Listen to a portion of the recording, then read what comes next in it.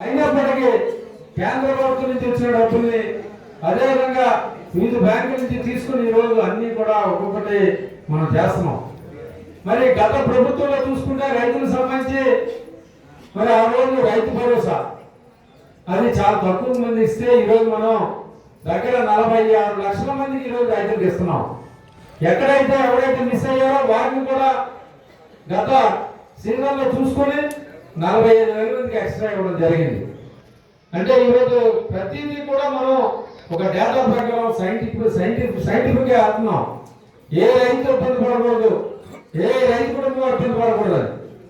మరి రైతులు మీకు తెలుసు, గత ప్రభుత్వంలో ఎక్కడెక్కడో దాన్ని ఎంచుకుంటే ఈ ప్రభుత్వం వచ్చిన వెంటనే దాన్ని క్లియర్ చేసాం, రైతు ఇష్ట ప్రకారం ఇద్దామని.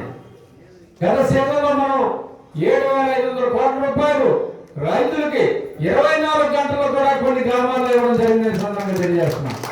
అంటే ఇదంతా కూడా కూటమి ప్రభుత్వం అలాగే చంద్రబాబు నాయుడు గారి మరి ఒక మాట ఇస్తే మాట ప్రకారం రైతుల కోసం చేసిన మరి వాగ్దానాన్ని ముందుకు తీసుకెళ్ళడం.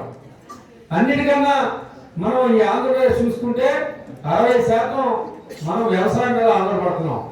దానికోసం ఈరోజు మన ప్రభుత్వం బడ్జెట్లో కూడా చాలా ఎక్కువ కేటాయింపులు చేస్తున్నాం.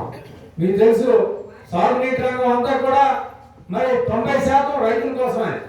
ఈరోజు రైతుల కోసం పోలవరం పూర్తి చేయడానికి అహోరాత్రులు కష్టపడుతున్నాం. 27 డిసెంబర్కి ఇంకొక 5 లక్షల మంది రైతులకి 5 లక్షల ఎకరాలకి పోలవరం నీరు వస్తుందని సందర్భంగా మీ అందరికీ తెలియజేస్తున్నాం.